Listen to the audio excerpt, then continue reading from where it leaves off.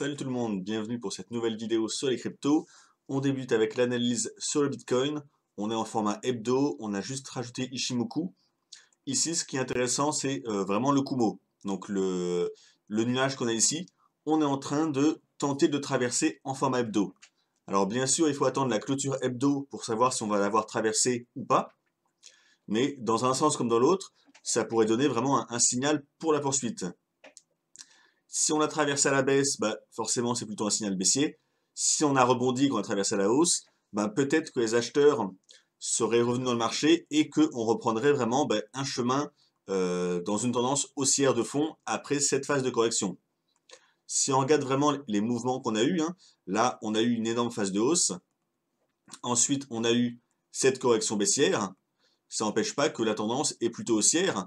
Là, cette baisse qu'on a depuis le mois de juin, c'est simplement une correction de la phase de hausse qu'on avait eu avant. Donc, si jamais on voit qu'on a un net rebond sur le Kumo ici en hebdo, en clôture hebdo, eh ben peut-être que ce rebond pourrait vraiment correspondre à un retour de la tendance haussière. Donc pour l'instant, c'est qu'un scénario, c'est pas du tout fait. D'ailleurs, en ce début de semaine, on voit qu'on est plutôt en train de tester, de casser le nuage à la baisse, mais la semaine est encore longue. Il risque d'avoir pas mal de mouvements dans tous les sens, parce que vu que c'est un niveau clé, eh ben, je pense qu'il va y avoir une bataille vraiment sur ce niveau entre ceux qui ont une vision plutôt haussière de Bitcoin et ceux qui voudraient qu'il continue à baisser encore plus. À la baisse, on a également toujours hein, ce niveau des 6000 qui est un gros niveau de support. Hein. Rappelez-vous, c'était la zone qu'on avait travaillé pendant un an quasiment ici. Donc ça pourrait très bien être testé avec une mèche hein, rapidement d'ici la fin de la semaine. Donc là, je vous dis, c'est vraiment la clôture hebdo qui va être déterminante. À la hausse, on a toujours avec Ishimoku, on a ce plat de SSB ici du nuage. C'est également un gros niveau de résistance, donc c'est la zone des 8500. Donc là, on a une résistance à la hausse, un gros support à la baisse, et on est actuellement donc sur le Kumo, qui est lui-même un gros niveau sur lequel on risque d'avoir du mouvement. Donc là, pour ceux qui veulent swinger, vraiment prendre des positions pour du long terme, je conseillerais de rester neutre parce que c'est totalement incertain. On ne sait pas si le Kumo va tenir ou s'il va se faire exploser à la baisse. On ne sait pas si on va tester les 6000. Donc là, pour moi, il y a trop d'incertitudes pour l'instant. C'est pour ça que j'attendrai vraiment la fin de la semaine pour avoir un signal un peu plus clair, avoir un peu plus de conviction. De toute façon, si vous êtes swinger, vous n'êtes pas une semaine près pour vous positionner. Donc là, je recommanderais d'attendre vraiment la fin de la semaine, voir où on en est. Donc là, c'était vraiment pour le format hebdo. On va passer maintenant en format journalier. Alors en journalier, on va enlever Ishimoku qui ne sert pas. En journalier, on a un espèce de canal baissier parallèle comme ça, donc tracé avec les mèches en essayant d'attraper le maximum de mèches hautes ou basses. Donc on voit qu'on est typiquement dans un canal baissier relativement propre, qui canalise bien les cours avec la médiane qui agit pas mal également. Donc là, ce qu'on peut dire, bah, c'est que c'est baissier. Hein. Théorie de dos, des points hauts, des points bas à la baisse. C'est baissier, mais dans tous les cas, bah, on est sur le support hebdo qu'on a vu avec Ishimoku avant. Donc, méfiance également. Il n'y a pas grand-chose d'autre à dire de plus en journalier. Hein. C'est pas à peine que je vous en parle pour meubler pendant 3 heures. Tant qu'on n'a pas un signal clair, pour moi, c'est plutôt la neutralité. On a eu hier, en fin de journée, une belle phase de baisse, hein, si on regarde en format 1 heure. Hier, vers 19 heures, je crois, on a eu une belle bougie baissière, mais malgré cette baisse, si on repasse vraiment en format journalier, bah, on n'a cassé aucun niveau hein, en journalier. Certes, on a une bougie baissière sur la journée, mais on n'a cassé aucun support. On est sur les anciens points bas ici hors mèche. Donc pour moi, c'est pas un mouvement vraiment à prendre en compte. En tout cas, c'est un mouvement qui n'a pas une signification très forte parce qu'on n'a cassé aucun niveau clé. Donc là, comme je vous disais, en journalier, c'est plutôt neutre, enfin c'est baissier, mais vu qu'on est sur un niveau hebdo de possible rebond avec le Kumo, j'ai pas de plan de point à vous proposer, en tout cas pas de plan safe. On va passer en plus petit time frame. C'est en 4 heures, c'est le seul time frame où peut-être on aurait des choses à guetter à court terme avant d'avoir la clôture hebdo de la fin de la semaine. Alors je l'ai tracé sur l'écran à l'avance pour gagner du temps. On a deux choses à voir. En orange ici, on a un AB égale CD, donc ABCD. Ici, le premier niveau, c'est le ABCD à 100%, c'est le niveau 1, c'est l'ABCD acheteur classique. Donc on voit que ça a bien bloqué la baisse pour l'instant. Hein. ici la BCD A1, on a la même taille de segments entre AB et CD. Donc là, ça pourrait rebondir dès maintenant. On voit d'ailleurs que ça fait 4 bougies en 4 heures qu'on est bloqué dessus. Mais ce qu'on a également, c'est en noir, on a un harmonic pattern BAT. Alors je vous montre l'image théorique, hein. C'est un espèce de M, et le point D est à 88,6 par rapport à XA, donc de Fibo. Et le point B, c'est un retracement dans les 50% max. Donc là, on a un point B, alors un peu plus que 50% avec les mèches, mais le gros des clôtures de bougies, c'était à 50% par ici. Et surtout, on a le point D ici, à 88,6 qui se complète, et il se complète au même niveau que en orange, l'ABCD avec une variante étendue à 127%. Donc l'ABCD, on a plusieurs variantes. Là, c'est la deuxième variante. On estime que quand l'ABCD complet à 100% ne fonctionne pas, que les cours continuent à baisser, ben on estime qu'on va baisser jusqu'au niveau suivant à 127. Donc là, si ça arrivait qu'on baissait jusqu'à ce niveau, on aurait un double pattern, on aurait l'ABCD en orange variante 1,27 et on aurait le bas de pattern acheteur. Donc pour moi, ce serait le meilleur niveau pour tenter un achat. Quand on achète un BAT, le stop, on le place sous le niveau X. Donc le X de départ ici. Donc ça fait un stop qui serait passé comme ça. Vous voyez, ça fait un stop très peu cher, hein, à moins de 2,5%. Et ce qu'on viserait à court terme, c'est un retour sur le point B. On peut viser les points A et C du pattern également. Mais là, ce serait plutôt un trade court terme que je tenterais, moi, avec un retour sur le point B. Donc à 7100. Ça fait un bon rassurement risque. Et en plus, on va regarder maintenant le cours sur le Bitcoin futur. Pourquoi je vise ce point B plutôt que le point A ou C? On va regarder ça sur le futur. Voilà, j'ai tracé l'équivalent sur le cours du futur, hein, le CME. Sur le futur, vous voyez, ici, on a un gap qui n'a pas été comblé. Donc, un trou de cotation. Et comme vous le savez, les gaps sont souvent comblés. Si on regarde ce gap ici, on a eu un trou de cotation ici. Ben, il a été comblé après par cette hausse. Ici, on avait un gap baissier, donc trou de cotation ici. Il a été comblé après par cette mèche haute. Donc, les gaps sont souvent comblés. Là, on a un gap qui n'est pas comblé. Donc, peu importe ce que veulent faire les cours dans le futur, pour moi, il y a quand même des bonnes chances qu'on aille combler ce gap. Donc, ça nous ramènerait à 7002 sur le futur. Et je me dis, soit on va rebondir maintenant sur la BCD à 100% ici, soit, si les cours continuent à baisser, parce que vous voyez, les gaps ne sont pas comblés toujours dans les prochaines bougies, hein, des fois ça met un peu de temps, soit on va baisser jusqu'à venir compléter le bas de pattern et la BCD étendue, et après, c'est là qu'on va rebondir. Donc c'est là que je vous recommandais d'acheter sur le graphique d'avant, et ce qu'on viserait donc, c'est un retour ici. Et un retour ici, ça correspondrait, grosso modo, à un retour au point B. Donc le point B ici, le premier objectif du BAT. Alors là, c'est un peu plus haut pour combler le gap, mais on voit que c'est à peu près, hein, la même zone ici. Donc c'est ce qu'on pourrait viser en objectif court terme, au moins le comblement du gap. Donc peu importe si vous n'aimez pas les harmonic patterns ou autres, là ce que vous jouez c'est simplement quelque chose de technique, de bien connu, c'est le comblement du gap. Donc vu qu'on peut cumuler à la fois d'analyse avec les harmonic patterns et avec le comblement du gap en objectif, ça me paraît un bon plan. Ça donne donc un bon ratio rendement-risque, hein, si on reprend le cours ici. Donc ça peut être un plan à court terme. Dans tous les cas, rappelez-vous, hein, là ce qui va vraiment compter sur le Bitcoin pour la suite, c'est la clôture qu'on va avoir en hebdomadaire. Sur l'Ether en dollars, on est dans un canal baissier ici, hein, que j'avais déjà montré. On a eu la vague de baisse suite à la baisse des Bitcoin hier.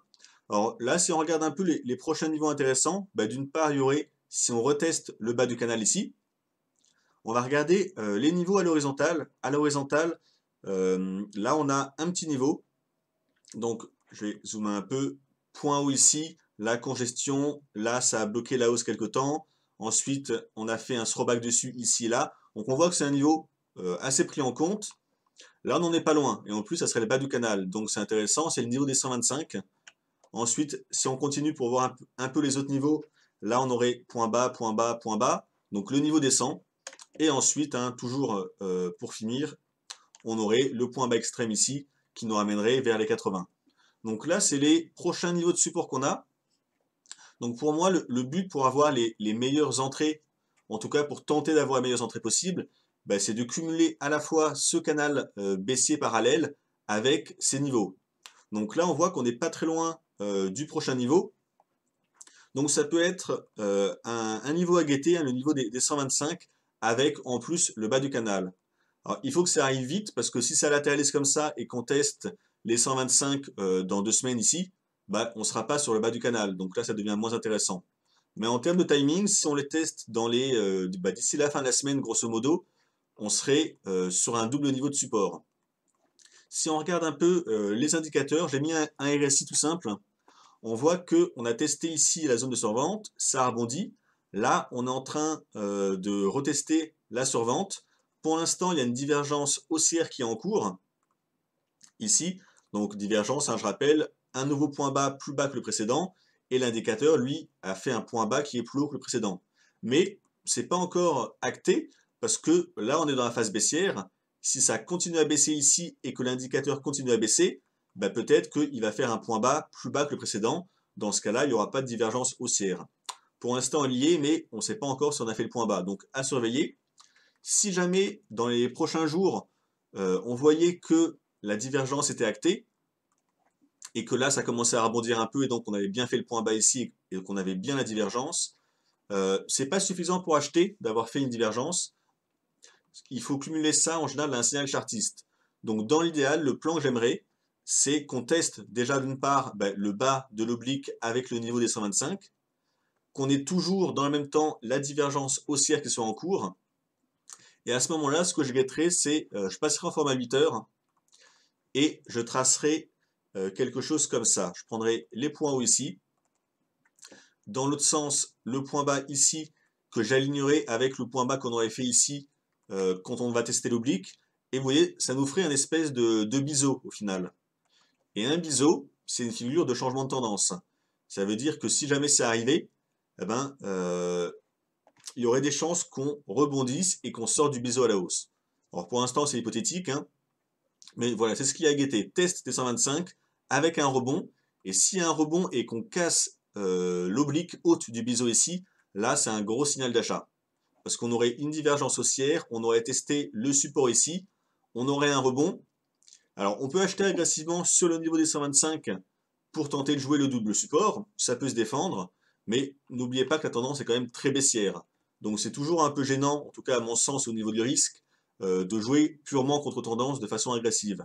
Donc, moi, j'attendrais plutôt qu'on teste ce niveau, qu'on rebondisse, et là, si jamais on sort du biseau à la hausse, alors là, ça serait le bon niveau, enfin le bon moment pour acheter pour moi, parce qu'on aurait la divergence haussière qui risquerait de s'activer, parce qu'elle serait validée par une cassure chartiste de cette oblique.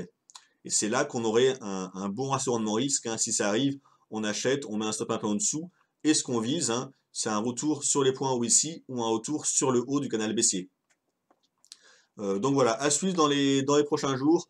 Pas de signal pour l'instant, mais la zone des 125 va être intéressante pour les agressifs. Et pour ceux qui sont un peu plus prudents comme moi, attendez de voir. Si jamais on sort du biseau à la hausse, c'est un signal d'achat. Tant que c'est pas fait, il n'y a pas de raison de vouloir forcément acheter parce qu'on est dans un canal baissier, la tendance est baissière. Sur XRP en dollars, très rapidement, parce que j'ai déjà montré ces graphiques, en format hebdo, on est sur le bas de ce canal baissier parallèle en orange. Donc point haut, point bas, retester ici et retester encore là et maintenant ici. On est sur le niveau des 0,2, donc un chiffre psychologique assez fort. Et on est sur cette oblique en violet, tracée à partir des points bas ici et là. Donc c'est vrai que c'est un niveau de support hein, qui est assez intéressant. Ce qui me gêne un peu, moi, personnellement, c'est que on a cassé cette zone en vert hein, que j'ai encadrée. Donc c'était une grosse zone de support qui a duré très longtemps. Et maintenant, on l'a franchement cassé à la baisse. Donc le fait qu'on ait cassé une énorme zone de support, ça m'incite pas vraiment à vouloir acheter quand on est un peu en dessous. Pour moi, le niveau vraiment idéal, là je parle pour du long terme, hein, ça serait qu'on revienne tester le bas des niveaux historiques ici vers les 0,15, avec en plus le bas du canal baissier. Là, pour moi, ça serait vraiment la grosse zone d'intervention. Malgré tout, si vous ne voulez pas patienter pendant des semaines, voire même des mois pour avoir un niveau parfait ici si on le teste, c'est vrai que là on est sur un support quand même de poids. Hein. Donc bas du canal en orange, oblique en violet, niveau horizontal 0,2 psychologique. Donc ça peut être un niveau pour ceux qui veulent vraiment tenter, parce que je sais que beaucoup de monde s'intéresse à XRP, ben, acheter à la limite, si on reteste le bas du canal ou maintenant, avec un stop un peu en dessous, ça peut se défendre comme plan. Ce que je viserais à la hausse, moi, si vous achetez dans la zone, là, c'est simplement un retour hein, sous cette zone, à 25,60. J'ai du mal à vous dire qu'on va rebondir, aller tester le haut du canal, parce que vu que là c'était une grosse zone de support, qu'on l'a cassé à la baisse, maintenant c'est une grosse zone de résistance. Donc c'est dur d'estimer qu'on va pouvoir la refranchir facilement à la hausse. Donc c'est ce que je viserai en objectif si on veut acheter ici. C'est un plan risqué agressif, surtout que c'est plutôt baissé pour l'instant, mais malgré tout c'est un double voire un triple support. Donc pour un trade de quelques jours, ça peut se défendre. Regardons maintenant le BNB en USDT. La semaine dernière, j'en avais déjà parlé, on avait vu deux niveaux de support potentiel, ce niveau en orange et le niveau à plus long terme ici, donc un retour sur le bas de ce canal haussier en violet. Là, c'était vraiment le niveau parfait. Là, on est en hebdo, hein, on est toujours dans ce canal baissier en bleu. Donc on a testé le haut, le bas, le haut, là ça repart à la baisse. Donc un retour sur l'oblique de long terme, hein, d'un point de vue purement technique, ça pourrait être envisageable, ça nous ramènerait vers les 8,5. Donc c'est encore assez éloigné, mais vu que là on vient de casser un niveau de support, ben il y a des chances que ça continue à baisser. Il n'y a pas tellement d'autres gros niveaux entre-temps. On peut voir quelques niveaux intermédiaires hein, ici à l'horizontale, mais là on a cassé un gros niveau. Donc vu qu'on a cassé un gros niveau, pour moi c'est que ça va continuer à baisser, et le prochain gros niveau de support, c'est le test de l'oblique vers les 8,5. Si on regarde un peu ce niveau ici, c'est intéressant. On va passer en format journalier. J'en avais parlé assez longuement la semaine dernière de ce niveau. Et je vous avais montré avec le volume profile. On était passé en graphique 2 heures. Je vous avais montré justement l'indicateur. Je le remontre hein, pour ceux qui n'ont pas regardé la semaine dernière. Dans voilà, le volume profile, vous avez le volume par session. Donc chaque carré, on va passer même en une heure, chaque carré que vous avez ici, ça vous montre vraiment une journée de cotation avec tout ce qui s'est passé dans la journée, avec le volume à l'horizontale, en rouge le POC, la zone de prix le plus travaillée dans la journée, et les points hauts et les points bas. On était ici la semaine dernière, et je vous disais que on avait travaillé la zone que j'avais encadrée en violet, avec à chaque fois le POC, donc la ligne rouge ici, qui était au-dessus des points bas ici qu'on avait en orange. Et je vous avais dit, il ne faudrait pas que le POC passe dans la zone en orange. Là, on avait un POC ici qui rebondissait à chaque fois dans cette zone. Et je vous déconseille des achats si le POC passait en dessous. Bah, dans la journée suivante, en fait, le POC était passé en dessous. Vous voyez, là, on a eu le premier POC ici en rouge sur cette journée qui est passé en dessous de la zone qui résistait depuis des jours et des jours. Donc là, c'était un mauvais signal, je vous en avais parlé dans la vidéo, hein, c'était un mauvais signal pour vouloir continuer à tenter des achats, parce qu'on voyait que le centre de gravité, en fait c'est le POC, c'est le centre de gravité des prix, était repassé vraiment clairement sous la zone hyper résistante où tous les POC ici avaient été bloqués. Donc là, on est resté 4 jours dans la zone en dessous, et au final, c'est parti au sud. Alors là, j'ai été relativement vite, hein. Si vous voulez plus d'infos sur ce fameux POC et le volume comme ça, regardez la vidéo de mardi dernier. J'y ai passé un peu plus de temps, on va pas en reparler pendant une heure ici. Dans tous les cas, maintenant sur le BNB que le support est cassé, on a plutôt un biais baissier, hein. Je vois plus de raison de vouloir chercher des achats à court terme, sachant que le support a cédé. Donc je vous dis, la prochaine grosse zone d'intervention, c'est les 8,5. Ou alors, si on a un signe d'achat avant, on s'y intéressera, mais là pour l'instant j'en vois pas. Un signe, ça pourrait être si dans les prochaines semaines on franchissait ce canal baissier parallèle à la hausse et qu'on clôturait en dehors, mais pour l'instant c'est pas d'actualité. Donc là pour moi c'est baissier, je laisse baisser, tant mieux, ça fera un meilleur prix d'achat si ça veut baisser dans les prochaines semaines. Et on va finir avec Tezos qui carbure pas mal en ce moment. Alors, on est en format journalier. En format journalier, ce qu'on peut tracer, donc on n'a pas encore beaucoup d'historique, hein, mais ce qu'on peut tracer, c'est un canal haussier parallèle, avec point bas, point bas, point bas et point bas, et les points hauts ici, qui ont bien canalisé la hausse ici, avec l'oblique parallèle à celle d'en bas. En plus, ce niveau, on avait un ABCD vendeur, je vais le tracer à l'écran comme ceci, à 100%. Donc là, c'était vraiment un gros niveau de résistance, hein. Ici, vous voyez, on a complété à 100% cette ABCD vendeur. Donc depuis sa baisse, on a retesté l'oblique du canal haussier avec 2 mèches ici. Là, ça repart un peu à la hausse. Alors si vous êtes acheteur, je vous conseille bien forcément de garder vos achats. Si vous avez acheté en amont, là, le but avec un actif aussi haussier, alors que l'ensemble du marché, lui, est plutôt baissier, le but, c'est vraiment d'essayer de le tenir, parce que là, vous avez un bon actif qui risque encore d'exploser à la hausse. Par contre, si on n'est pas placé déjà à l'achat, il faut être prudent pour des achats, parce que là, on a testé un niveau de résistance à baisse. C'est vrai qu'on est revenu tester la médiane, ça a l'air de repartir à la hausse, mais je pense que ça n'a pas encore assez corrigé pour vraiment être intéressant pour acheter maintenant. Si on regarde le RSI, on a une très grosse divergence baissière, hein, depuis très longtemps. Vous voyez des points hauts de plus en plus bas alors que les cours font l'inverse. Donc ça risque de baisser davantage. Et on a un niveau intéressant, je pense, à guetter. C'est si jamais ça baissait pour revenir tester cette zone.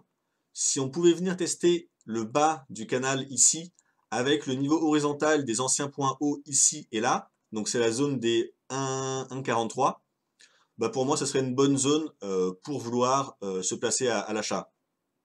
Là, vous voyez le RSI, on est encore très haut. On a une divergence baissière, on est encore relativement haut. J'aimerais bien que le RSI se dégonfle un peu, que les cours baissent jusqu'au 1,42. Et là, je serai un peu plus serein pour rentrer dans le marché pour tenter de jouer la poursuite haussière. Donc voilà, ceux qui sont acheteurs, encore une fois, je vous conseille de rester, de tenir vos positions à l'achat. Si vous ne l'êtes pas, bah, je vous conseille d'attendre vraiment une autre correction, parce que là, à mon goût, c'est trop risqué. Si on achète maintenant et que ça passe sous la médiane, pour venir tester les 1,42, bah, vous allez vous faire sortir. Et on est quand même encore assez haut sur le RSI, donc je suis pas très serein pour tenter des achats quand on est déjà trop haut. Pour ceux qui veulent vraiment acheter rapidement au cas où ça repart très vite à la hausse, parce que c'est vrai qu'avec les cryptos, vous savez, les actifs des fois peuvent rester en surachat très longtemps, bah dans ce cas-là, il faut que vous analysiez en format petit time frame, genre 1 heure, pour trouver un point d'achat en 1 heure avec un stop serré.